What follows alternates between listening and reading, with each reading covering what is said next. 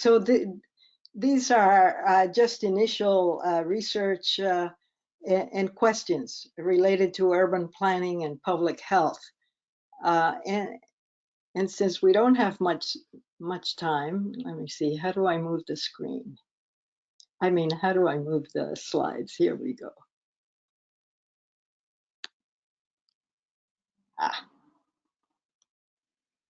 Oh, here we go. All right. You may know that urban planning and public health had common origins at the end of the 19th century, the beginning of the 20th century, in epidemics. And today, urban planning and public health collaborate on factors in the built environment that can facilitate physical activity because of the great incidence of chronic diseases around the world. And so that has been the focus of our collaboration. But COVID-19, in a real sense, brings us back to the beginning of these two professions and their linkages. And you probably have seen a lot of literature that focuses on city size and density and how closed environments increase the chance of transmission and so on. And also, of course, the high volume of public transportation and high population density, again, challenge epidemic preparedness, according to the experts. And of course, the great example in the US is New York City. Here is the densest metropolitan area, the greatest incidence of COVID-19 infections, as well as the greatest number of mortality. Okay.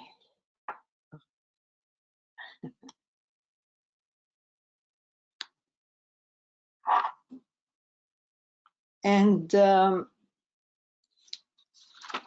I think I skipped some. Yes.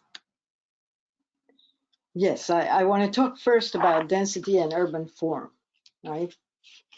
And the thing about a lot of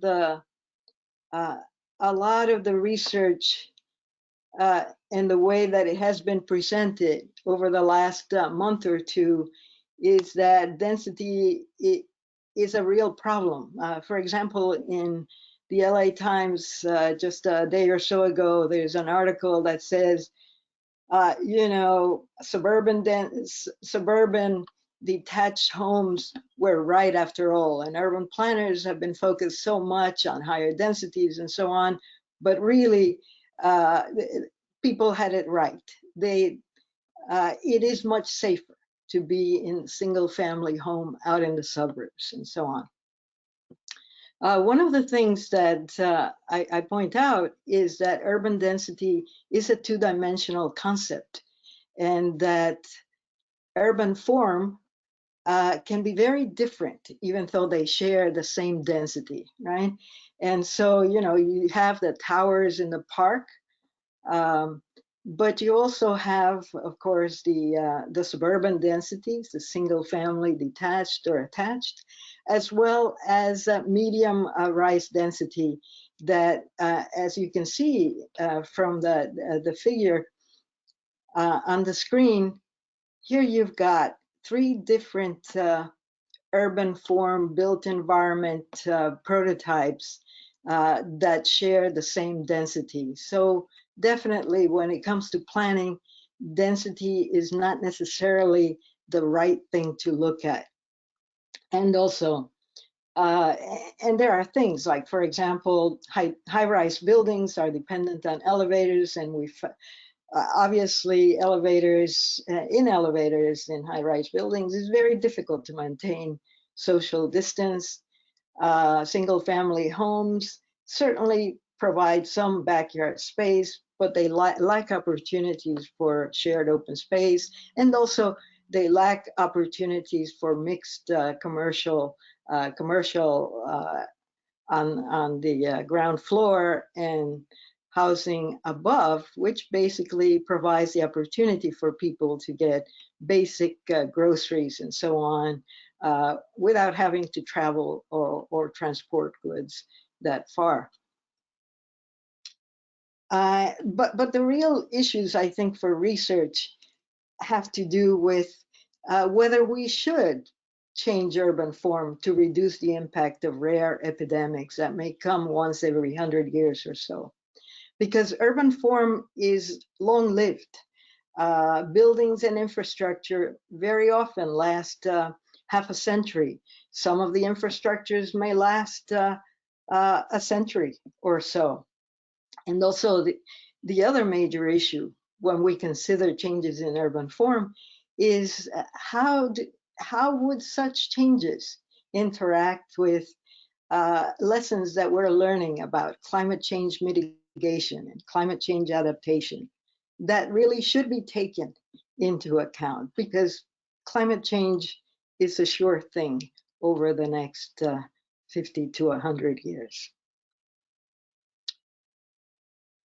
Another issue that I have been very much focused on is this stay-at-home orders and the increase in work from home. Of course, the stay-at-home orders have meant unemployment for many, but there is a segment of the population that continues to work from home. And in the US, work from home or telecommuting has been a great source of interest for planners now for several decades, but we haven't seen great increases in that. Even over the past decade or so, it's no more than about 5% of the workers that basically report that they have been working from home. But there is tremendous interest and projections about the increments of telecommuting after COVID, both due to the experience of teleworkers as well as the companies for which they work. A lot of the commentators are talking about how a lot of companies should be more comfortable with people working from home, and that most likely this rate will increase more significantly after COVID. The use of automobiles for work commutes in the US, of course, is a major source of both regional air pollution as well of greenhouse gases. Transportation right now in the US is the greatest sector that emits greenhouse gases. And so the telecommute interest and conversation has a lot to do with the interest in reducing single occupancy vehicles on trips to work, and how telecommuting can actually make a real impact on this. And so people are very excited about this. And I just want to show you this incredible graphic here. And what you have to look at is the red line. And the red line about April 20th or so sinks by about 52%. And that is the use of gasoline in the US. So due to the orders for stay at home throughout the states, you saw a reduction in the use of automobiles of 50, in the use of automobiles that caused a drop in gasoline use by 52%. This, as you can see, this tracks the use of gasoline from 1991 through 2020. And we haven't seen this kind of drop even during the more recent recession and so on. And so this is one of the major things that gets people very excited because it gives us a sense of the potential.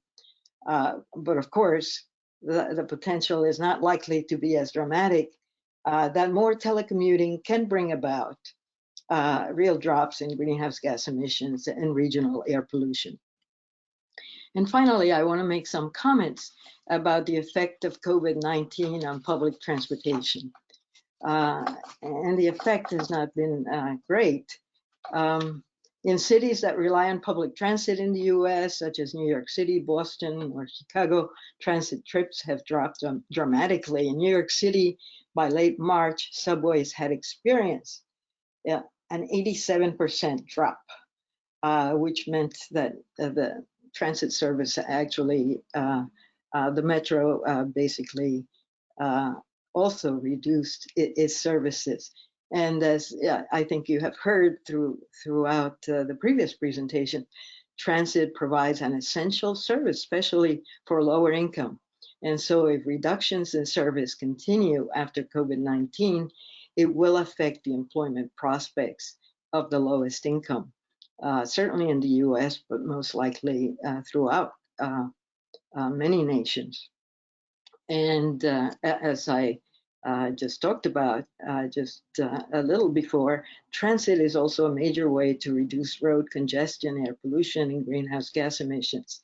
And transit will be challenged in the future as a result of COVID-19 to reduce the vulnerability of riders through various measures. And it may be that some of the measures already enacted, such as free disinfectant before you board a bus or a train, may actually continue after COVID-19.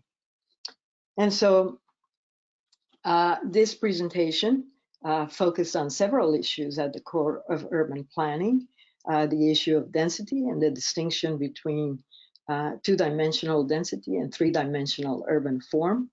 It raised the issue whether long-lived urban form should be changed to respond to rare epidemics, and what the relationship is between some of those proposed changes and the challenges of climate change, and how do they relate.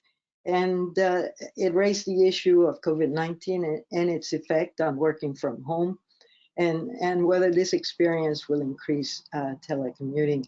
And of course, a major concern here is the effect on COVID's effect on public transit, and whether this will be temporary or more permanent. I want to thank you very much for the opportunity to present these initial findings. And of course, I'll welcome any questions. Thank you.